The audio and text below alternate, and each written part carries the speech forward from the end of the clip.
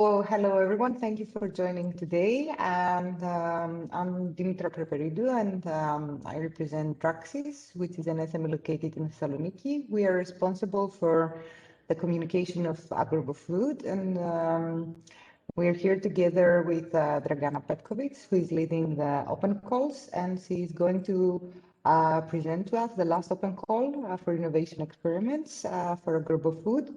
So please, for some housekeeping, keep your microphones muted during our presentation. I think because today there are not many people, we can open our microphones by the end to ask the questions. But in case you want, just drop your question in the chat box below, and we will make sure to answer everything by the end of the session. So Dragana, the floor is yours. Thank you. Thanks, Dimitra. So hi, everyone, and welcome. It's lovely to have a smaller session, actually, because I think that this is also an opportunity for us to maybe discuss some of your experiences in the previous two calls as well. This is our second open call for innovation experiments, but actually the third and last open call, unfortunately, in agROBOFOOD. So we are a bit sentimental even because this is our last open call. But of course, we will try finding different opportunities for our SMEs who have been really putting in a lot of effort into preparing their project proposals. And as you know, this is a very competitive environment. These open calls were quite competitive, and it's not easy to get selected and get funded. So our Industrial Challenges open call currently is under evaluation, and we have finished the first phase.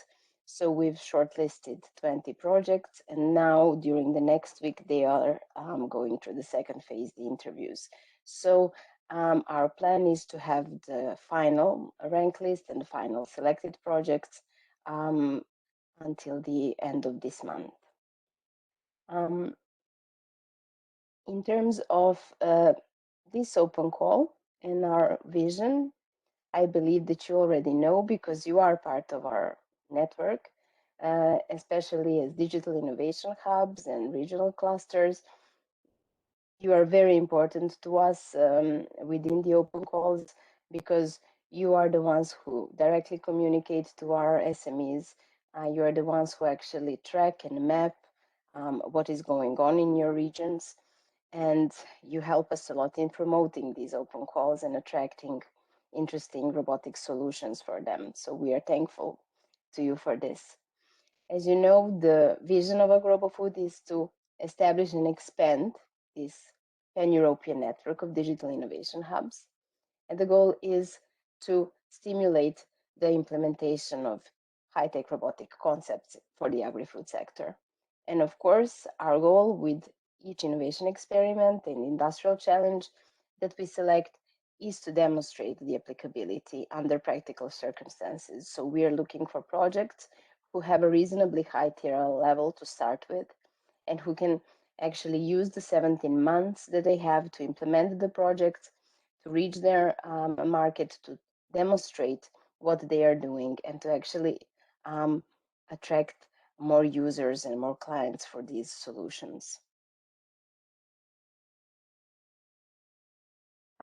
Our concept, as you know, is looking at the digital innovation hubs as one-stop shops who offer different services to companies at a close distance. And in our last two calls, and this one as well, we have been tracking the services that the SMEs require from digital innovation hubs. So their connection to you is crucial for agROBOFOOD. They have this mandatory field in which they also need to say which digital innovation hub have they been in contact with. And of course, your role is important in the implementation of projects as well, because they are developing the work plans and the designs of the solution together with you. So we really take care also in the evaluation of the project that the applicants have a vision of cooperation with digital innovation hubs, that they have a clear view on the services that they would need to propel their solutions forward.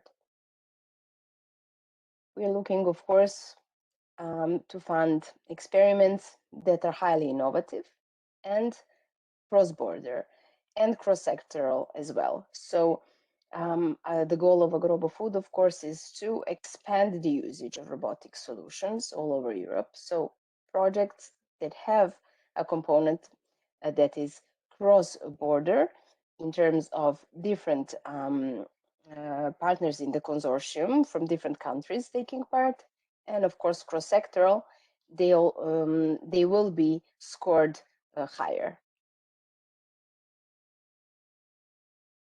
So these are our 3 open calls. As I've already mentioned, 2 have been finished, and our 3rd open call started on March 1st this year and will be ending on May 31st.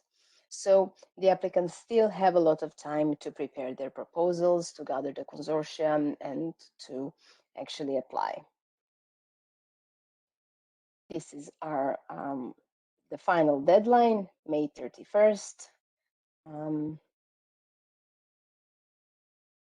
This is the information on the open call in short. So total budget 2.65 million euros. This means that we will be funding probably around 6 projects. This depends, of course, on the final budgets of the shortlisted or of the selected applicants. So it could be 7, it could be 6.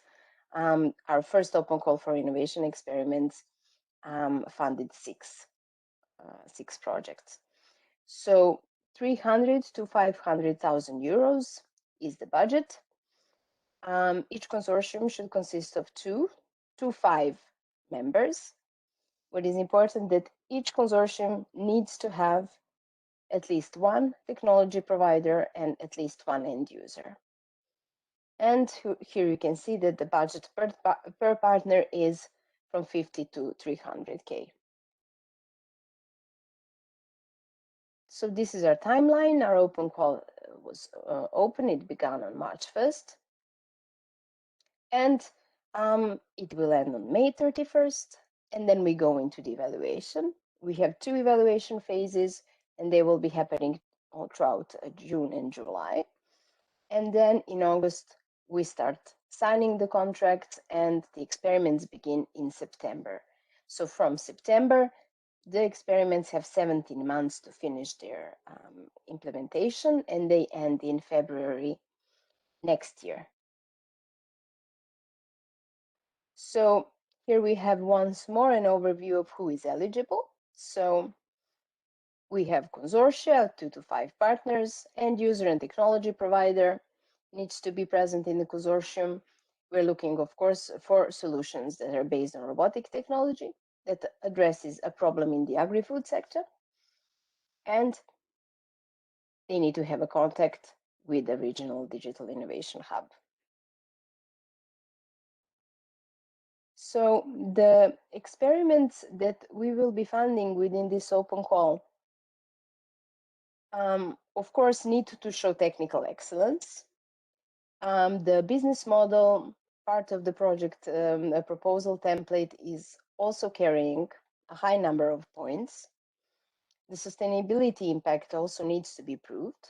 We're looking for a diverse geographical coverage and, of course, competent partners. So showing the competence, showing the technical excellence, and of course, the way the consortium is formed and how it works. Explaining all this in the work plan is also important for the evaluators who are actually looking through all the proposals and scoring them. This is the process.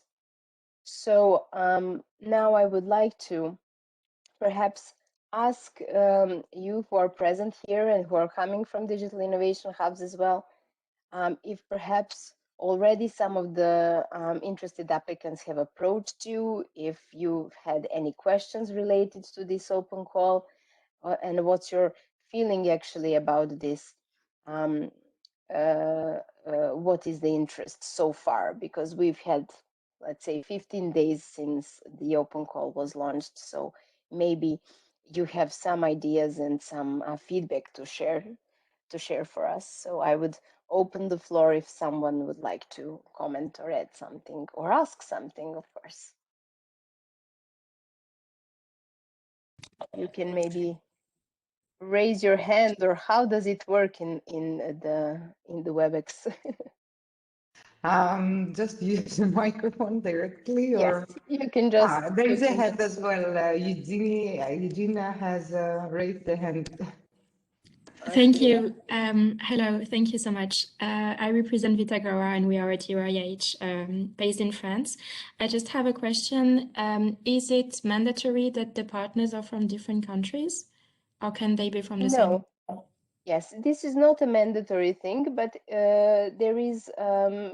You can take a look at the guide for applicants, because there it's exactly explained how this part, the cross-border and cross-sectoral element, is graded. So here we actually in this call and the first call, we were looking for consortia who are cross-border or cross-sectoral. But cross-sectoral, they usually are, they have to be, because they also need to have one end user and one technology partner. This already might present a cross-sectoral cooperation. But in terms of cross-border, this is something that is graded highly. So this is if we have, let's say, a consortium that is coming only from one country, I think that this would not pass the basic eligibility criteria. It won't be graded. It won't be graded well. So this proposal would be penalized in a way. So the cross-border and cross-sectoral aspect of this is important. Okay, thank you. Okay. I think there is a question for Ahmad. Question and remark, please. So the first thing, we have been approached already by SMEs, even though we haven't actively tried to market this in our regional cluster. So today I had a TED call with them and explained to them what's expected. However, I have a question regarding the timeline. If you go back a little bit to the timeline. Yeah, it's a little bit confusing for me that between the experiments begin and experiments finish is only 6 months. No, it's not. They start in, the year here is actually wrong. They start in September 2021 and they end in February 2023. So it's 17 months. Okay, but so there's for some reason the years are yeah, because I remember I remember in the guide for applicants the end date was end of January 2023. Yes, that's why I was yes, a little bit confused. It was, and then we moved this to February 2023 so that we have more time for final review of the deliverables. And so they will be actually sending in their deliverables up until the end of January, and then the February is actually the month when this is completed. Okay, so basically this here are wrong. I'm sorry. Yeah, so this timeline here basically will be changed once this is shared with us and the SMEs, right? Yes, yes. Oh, great, thanks. Yeah, we will share. We will change this and share it. I'm not sure how this day, because I already did change this in one presentation, but Dimitri, I probably sent you the wrong one. It's okay, we can do it and share with everyone later. Vito has a question. Yes, please, Vito. Hello, everybody.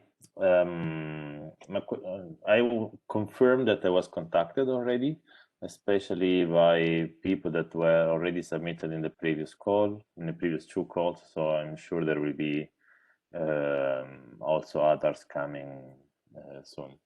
My question is,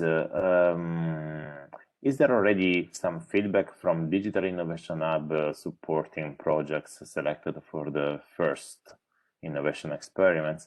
How was their experience and how they framed their participation? Because I'm always a bit puzzled on what is our active role once the project would be selected and Yes, this is a really good question. So since the projects who have been selected in this first open call, they've started in January. So they are actually just now sending in their first deliverables, because this is this first phase of the project that lasts for 3 months. So when the project is selected, let's say we have 6 of them. Each of them is assigned a mentor DIH. And the mentor DIH is actually, the role of this DIH is to, on one hand, prepare this first, help and support in preparing this first deliverable, which is related to their detailed work plan of how they are going to develop, work technically on this robotic solution, but also work on the business plan, on the business side, market side of the project. So this is one of the roles of the DIH, working together to make a good preparation. Then, since the project leaders already stated some of the services that they would need, some of them have found digital innovation hubs who are not already funded by agROBOFOOD network. So they might be a part of our network, but they are not part of the consortium, so they are not already funded.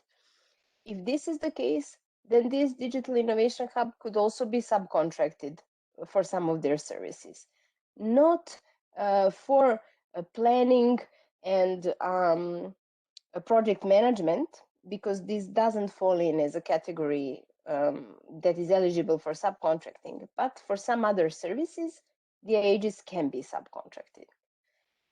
So there are different ways that the projects could require and have services delivered to them by the DIHs from this network. So each project has a mentor DIH, but perhaps if this DIH per se can't offer all of the services that are needed, maybe some other DIHs would be engaged as well. But so far, we have a limited experience because this has only started. So we only have these first few months and we're only now reviewing these first deliverables. But hopefully, we will also have some lessons learned after this first period.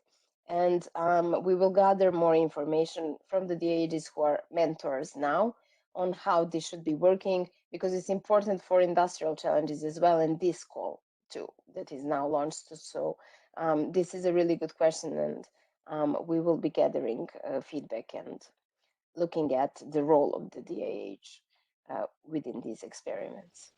Thanks a lot. And I think Lydia also has a question. Lydia, please go ahead. Yes, thanks.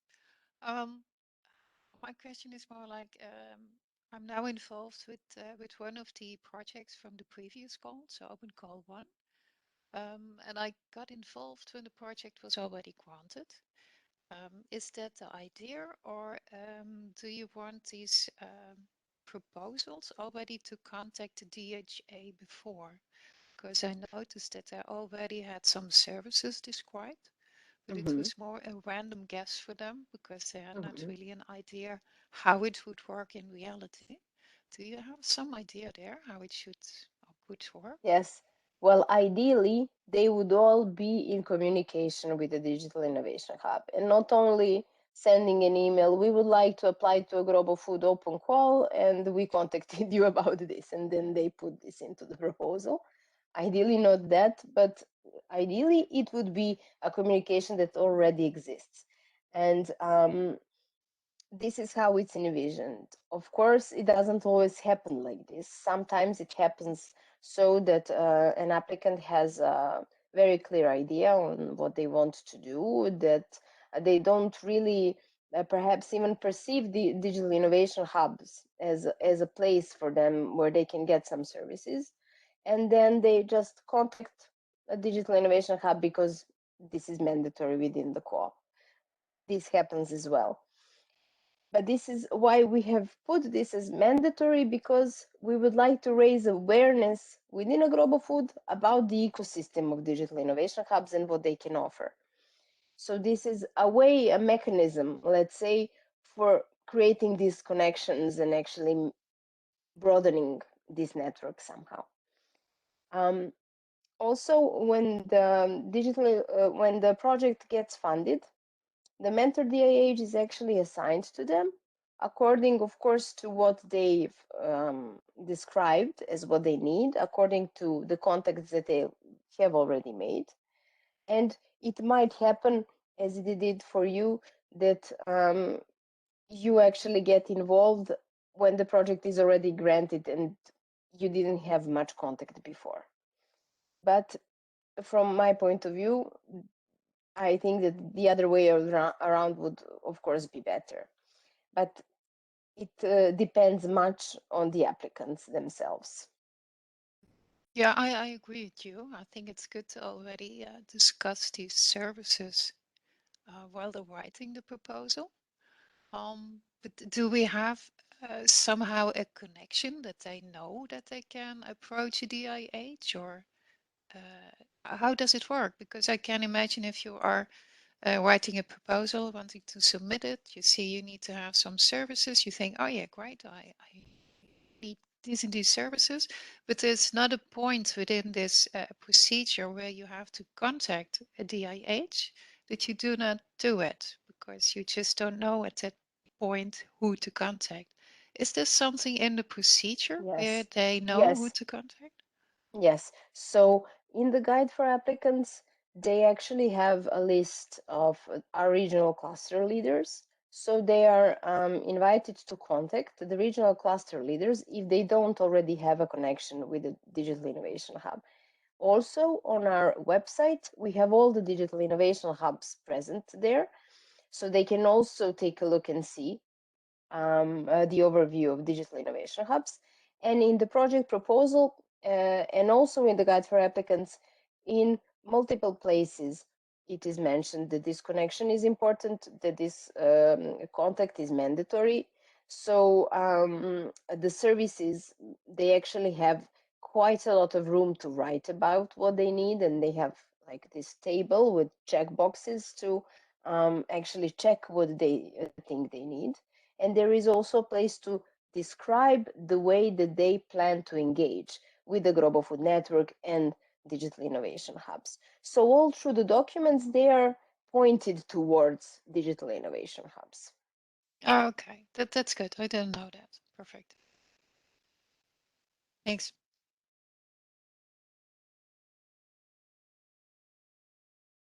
Okay, do we have some more comments or questions? I think there are no raised hands at the moment. We can continue maybe and see if we have any other I see questions. Lydia's raised hand, but I don't know if it's a new. Okay, No. it's the old hand. Sorry. Yeah. Okay. It's in, so no, okay, it's lowered. Okay, let's continue and see if there are any other questions as we go on. Okay. So these are the documents that are important, and you can find them all on agROBOFOOD website. There is a drop down with all three calls, so you can find it easily. So here we have the call fish, which is like the shortest, most condensed document about the call. Then we have the guide for applicants, which is the most important document. It has all the information regarding the application process, the evaluation process, the implementation, and the scoring. Everything is within this guide for applicants. The eligibility criteria, so all the key points are there. Then the proposal template, which is developed so that for this open call, the SMEs who apply, the consortia who apply, have enough space to actually cover all the ground. They also have to send in their SME declarations. the consortium declaration, the declaration of honor, all standard procedure. And there is also a document where they can enter their bank account information. So the key documents that we expect from the applicants are of course the proposal template, then these declarations, and then they also have a field within the platform where they can add additional documents. So they can add up to 3 additional documents which can somehow support their application. So that might be a link to a video explaining their robotic solution, or this might be a more detailed document on this solution, or about their company. So the evaluators will be looking through these documents. They are not obliged to go through everything, because in these open calls, different things happen. I mean, it happened, of course, that somebody sends a 200-page document, like an additional document. And then, of course, we can't expect the evaluator to go through all of this, but they will be taking a look. And this is something that can somehow, I would say, help in the elaboration of the project, and help the evaluators score the project right. So in terms of implementation, we already discussed this, but surely just to have an overview. So each project goes through 3 phases. The first phase is the design, and this is where the digital innovation hubs also have a role, because they have 3 months to develop their detailed work plan. Then moving into the second phase, it's development. It's the longest phase. It takes 8 months, from December 2021 to July 2022. So this is the phase where most of the work actually happens in the development of this solution.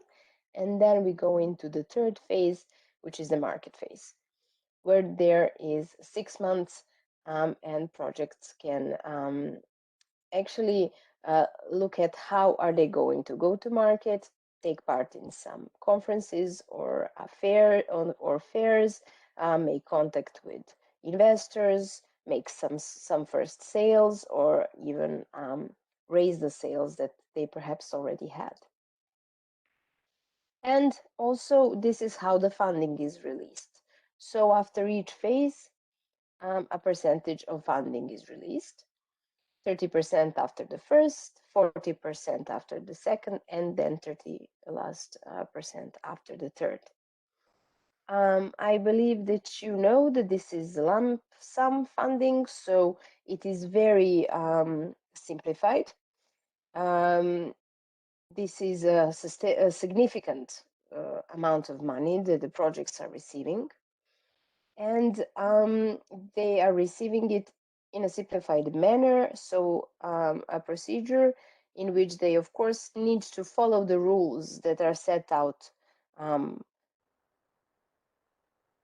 by their own national authorities, but to agROBOFOOD, they don't need to provide any receipts or other type of financial evidence. They need to, of course, take care to save them for any potential future possible audits from the Commission. But from agROBOFOOD, this is for agROBOFOOD, this is easy. This is lump sum funding, and I think that this is quite attractive for our applicants. This is the link where the open call is provided with all the information there and all the documents. This is also my email, so you can write with any questions you need. We will answer quickly, and of course we have our frequently asked questions section on the website, where we have covered quite a lot of ground in terms of questions from the first 2 open calls. So many of the questions are already answered there. So you can, of course, take a look at those. And if you have some specific questions and concerns related to the projects that are applying or consulting with you, of course, I'm here to answer anytime, so you can just ping me and write an email. So this is it regarding this presentation. If you have any other questions or comments, I'm here to answer. Maybe in the meantime, we can also mention that we have Basecamp through which we can also ask questions or try to connect with people or find out. It was a very useful tool in the previous 2 calls for matchmaking between companies. So if you already have access, most of the DIHs that are part of our ecosystem have access to support the company. So don't hesitate to use Basecamp as well. It has worked in the past, so just give a shout to everyone to help you with what you're trying to find out. Yes. I don't know if there are any other questions, maybe about the process. I see a question Yep. from Farzam. Yes. About the stage 2 selection process. Okay. So Farzam, is this related to industrial challenges or in general about the 2 stages? In general, it came actually, this was a concrete question that was asked to us by an Italian SME from the previous call, but because I didn't know much myself, if you can say a few words, that would be very good, please. Yeah, okay, so the evaluation process here for all of our calls happens in 2 stages. So the first stage is done remotely. Of course, the evaluators are reading through all the documents that they have received on the evaluation platform. So each proposal is reviewed by 3 independent evaluators. We have 3 for each one because they're covering different sectors, so they have different expertise. So each proposal is looked at by an expert from business development, one from agri-food sector, and one related to robotic technologies. So we have the entire field covered, so to say. The evaluation criteria and the scoring and the points are also available for you to look at from our guide for applicants. And then when this phase is finished, when everybody has given the scores, then we also organize consensus meetings so that evaluators can talk to each other and actually share info about the shortcomings each of them have perceived, and then also create a joint comment. This joint comment goes into the evaluation summary report. So each project receives a summary report with their full grades and the comments explaining about the shortcomings and about some good sides of the project. We then shortlist it depending on how many projects we are looking to fund. We shortlist double the number. So for industrial challenges, for example, we've shortlisted 20 because we're looking to fund 8 to 10. And for this one, for the open call for innovation experiments, we will shortlist 12 to 15. And then we go into the interview. So the interview is the second phase. Also 3 independent evaluators, also with 3 different expertises, looking at the proposals and also looking at the teams, because this is the only way, this is the only actually opportunity for the teams to have this presentation, to talk about the project, to show their competence live, to show how their consortium works. And this evaluation stage is based mainly on the interview. So it actually has this, let's say, distinct objective to establish trust in the consortium, to establish some confidence in regard to future implementation. So this evaluation is understood as new complementary evaluation. And then when this is done, we actually combine the results from those two, and this is how we have the final rank list. Great, thank you very much. So when the question came, of course, I went to the guide for applicants to find the answer, but the criteria, evaluation, selection criteria is well described with the weights, but for the interviews, the second stage, I didn't see what you just explained, but I kind of guessed that that's the moment that they actually convince themselves that this team can do what they said they will do. Yes, yes. What is written on the paper is, yes, not going to just stay there. And in terms of weight, for the first open call and this one as well for innovation experiments, the remote evaluation carries a bigger weight. So the interviews carried around 25%. So they carry a little less than the project proposal itself, because of course the preparation of the proposal takes much more time, much more effort. They go into much more detail, and here this is just an interview that is very important, it's significant, and it can move the needle, so to say, but it's also an interview that lasts only 30 minutes. So we tried to make this weighing actually to be as fair as possible. Thanks. Thank you. Thank you, Farzam. I don't know if there are any other questions from our participants. You can write it in the chat or you can raise your hand to speak. Okay. I can ask a question from the previous calls, but I would like to know the status on members like England or the UK in general. Should they be, how should they be treated as partners? So yes, this open call for UK applicants, nothing really has changed. So they are still eligible.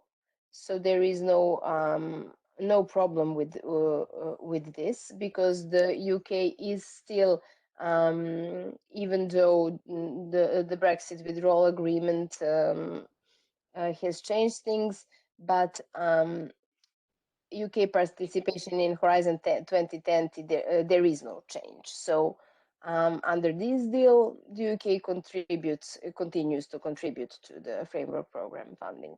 So new grants can be issued to UK recipients, and we didn't unfortunately have many proposals coming from the UK, but maybe in this call we would have some more. Okay. And Eric is asking if there will be another call for evaluators. For evaluators, I don't think that we will be running another call. We had more than 80 who applied in the first call, in the second call, and around 40, I believe, in the first call. So we have quite a pool of experts now. So I'm pretty sure that we won't be opening the doors again. And another question from Eric is about how do you secure a good spread over involvement through Europe? Well, I believe the only way that we can actually secure a good spread in terms of both promoting this call and gathering enough applications and selecting is actually trying to really activate all the partners of our network to make these connections and to support and help the SMEs also in applying. And also in terms of having a good spread throughout Europe in the selected experiments, this is also a mechanism that is, let's say, installed within the evaluation criteria and eligibility criteria in terms of cross-border cooperation and cross-sectoral cooperation as well. Okay. I don't know if there are any other questions. Okay, we have raised hand. Yes, please, Farzan. Yes, thank you. Another question. And first of all, I'm sorry I joined late because we had our General Assembly just up to now. So I missed the first part. We will receive the presentations, Dragana, right? Yes? Yes, of Okay. course. So our idea is to translate these to French and have them available in the French language. If we manage to do that, Yeah, this is really good. Can we advertise it on the site somewhere? Yeah, this would be good. Mm-hmm. Okay.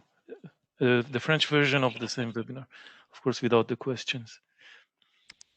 Maybe we could also do the questions. Sure. The key questions, yeah. Yeah, why not? But on the frequently asked questions section, you mentioned that we can refer to those. In the last call when I went, I realized some of those questions and answers were applicable to the previous call and not so much on that call. So now we have the mix of all the questions and answers. We have a mix. Yeah, okay. Yeah, it would be much better if we could somehow categorize them, separate them. It's a bit of a work to do, and but it would be really nice to have that. Okay. Maybe Dimitra, we could somehow find a way to. Can look into that, yeah. Great, thank you. Thank you very much. Great. And if there's no other question on the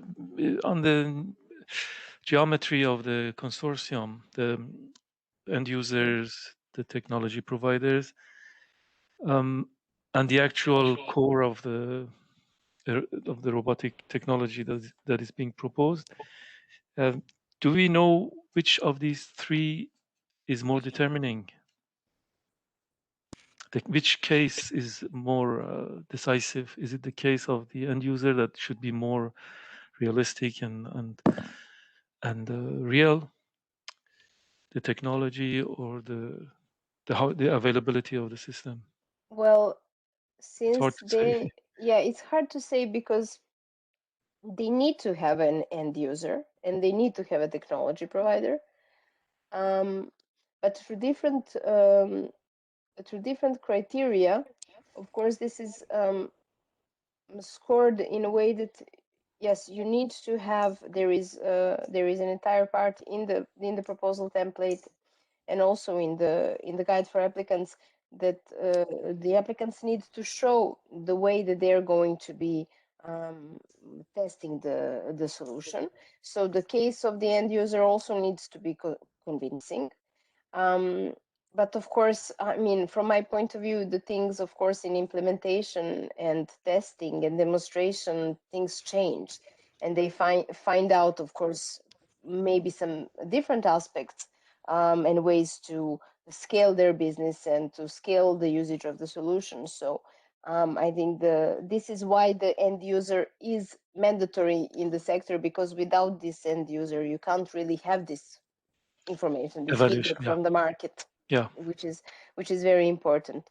So I think that they both carry a lot of weight, because without the well-developed product, there is no business, but also without the user case and testing it and actually seeing if someone is going to use and buy this amazing product. Without this, there's nothing as well. So I think it's okay, fair enough. Good answer. Thank you. Eric is asking, yes, we will share this presentation. Generally, we would like to urge DIHs to share the next webinars that we are preparing for the SMEs, so that the SMEs can join us as well to find out more information. And of course, the webinar will be made available in our YouTube channel. So you will be able to find it there in a couple of days, more probably.